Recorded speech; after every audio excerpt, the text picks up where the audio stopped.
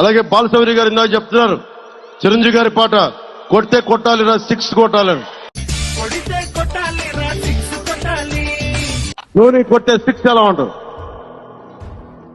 సుబ్రహ్మణ్య స్వామి 6 తలలో.